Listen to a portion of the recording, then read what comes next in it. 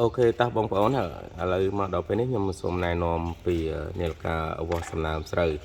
chẳng thế đầm bầy mạo đằng vì cô nộp hiệp sợi bò dưỡng rồi có sợi bụi bò dưỡng sung ngộtประมาณพิเรย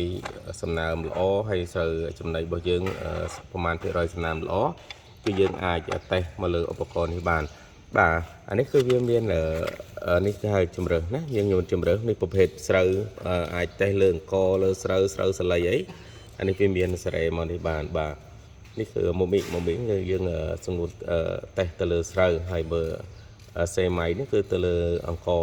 ហើយប្រភេទនេះមានអង្គមានស្រូវសលៃស្រូវអីចឹងឥឡូវយើងតេស្តមកលើស្រូវធម្មតាបាទឥឡូវលើស្រូវធម្មតាអញ្ចឹងស្រូវនេះគឺយើងមិនអាចយកដៃមកចាប់បានទេដោយសារបើសិនជាយើងចាប់ដៃទៅវាអាចឡើងសំណើមកវិញអញ្ចឹងយើងមានរបៀបរបស់វានេះគឺយើងយកមកធ្វើការចាប់យកគ្រាប់ស្រូវយើងមួយបាទ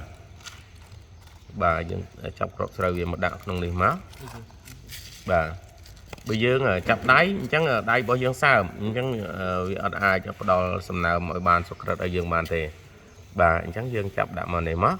បន្ទាប់ពីយើងចាប់ដាក់ក្នុងនេះហើយបន្ទាប់មកយើងយកមកដាក់កិននៅក្នុងនេះបាទអញ្ចឹងយើងដាក់ចូលនេះ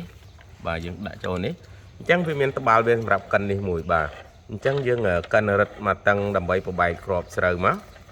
បាទរឹតតឹងប្របែកគ្រាប់ស្រូវមកតែម្ដងបាទអូខេឥឡូវយើងរឹតមកតឹងហើយបន្ទាប់ពីយើងរឹតមកតឹងហើយគឺយើងចុចប៊ូតុងមួយនេះបាទ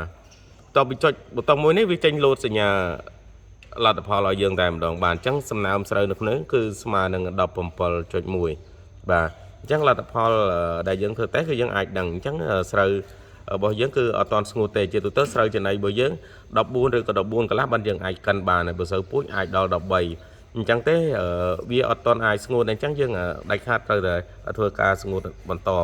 អត់អាចយកមករក្សាទុកបានទេបាទអរគុណច្រើន